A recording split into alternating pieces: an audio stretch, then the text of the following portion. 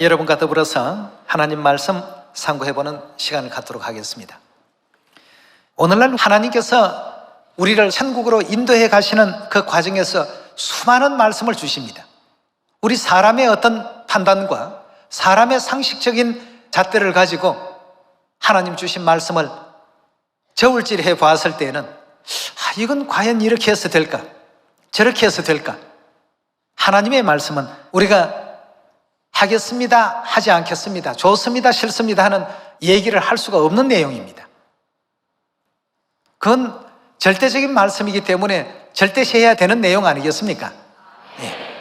이것이 옳습니다, 저것이 옳습니다가 아니고 하나님 말씀은 아멘 하는 마음으로 따를 수 있고 순종할 줄 아는 그런 여러분과 저가 될 때에 자녀들이 장차 온전함에 나아갈 수 있다는 것을 일깨워 주셨고, 그 이름을 하늘에 있는 영물들이나 땅에 있는 사람들 앞에서 지극히 존귀하게 해주신다고 했습니다.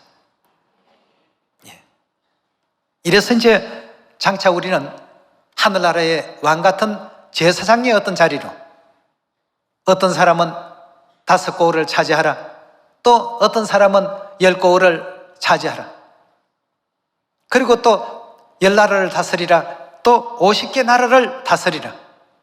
하나님께서 이와 같은 축복과 영예를 비유의 그 말씀 속에서 전부 허락하시는 가운데 있습니다. 그래서 구약에는 구약대로 하나님께서 하나님의 말씀에 가감하지 말라고 이렇게 말씀을 주셨고, 또 신약에도 요한계시록 22장에 말씀에서 더하지도 말고 빼지도 말라, 가감하지 말라는 말씀을 계속 반복적으로 허락하고 계십니다.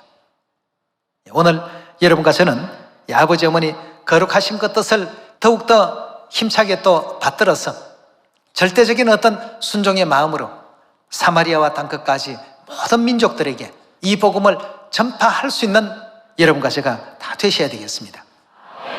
옛날에 한 선장이 있었는데요, 상급기관으로부터 연락이 왔습니다. 배가 지금 하나 조난 신호를 보내왔으니까 그 배를 구하기 위해서 출동을 하라는 것입니다. 그날은 폭풍우도 대단했고 파도도 높고, 이건 구조하러 갔다가는 구조하는 사람들조차도 살아서 돌아올 수 있다라는 보장을 받을 수 없는 그런 어려운 어떤 상황이었습니다. 그런 상황 가운데 부하 직원들이 파도가 세고 폭풍우가 몰아치는데 어떻게 구조를 하러 갈 수 있겠습니까? 이건 갔다 하면 죽음이라는 것이 우리를 기다리는, 다시 말해서 호랑이의 그 입으로 들어가는 것과 똑같은 격인데, 이 절대 우리는 못 가겠습니다 하니까 선장은 반드시 가야 된다. 거기서 구조를 기다리는 사람들을 위해서도 우리가 가야 되겠지만, 무엇보다도 위에서 내려온 지시요 또 명령이기 때문에 이건 반드시 수행을 해야 된다고 이렇게 강조를 했습니다. 그러니까 함께 있던 부하 직원들이 이렇게 간다면 우리는 살아서 돌아온다는 보장이 없지 않습니까 하고 이렇게 또다시 항변을 하니까, 내가 위에서 지시받은 것은 가라는 명령이었지 돌아오라는 그런 명령은 나는 받은 적이 없다. 그러니 구조를 요청했던 그 배를 구하기 위해서 반드시 가는 것이 우리가 해야 되는 일이다. 그들을 구조하러 가라는 명령만 있었을 뿐이다. 이렇게 했다는 일화가 있었습니다.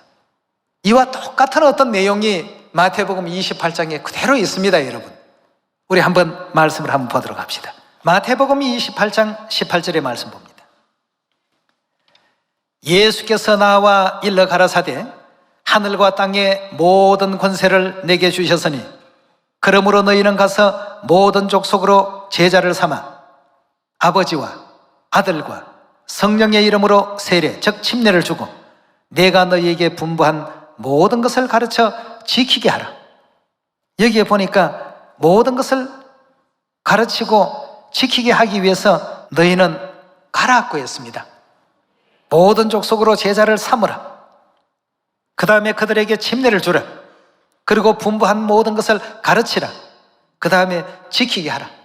세상 끝날까지 내가 항상 내 곁에서 그 일을 잘할 수 있도록 보살필 것이고 돌봐줄 것이고 여건을 만들어 줄 것이다 말이죠. 이것이 이제 우리 하나님께서 우리에게 분부하신 위대하신 명령 가운데 한 부분이 되겠습니다.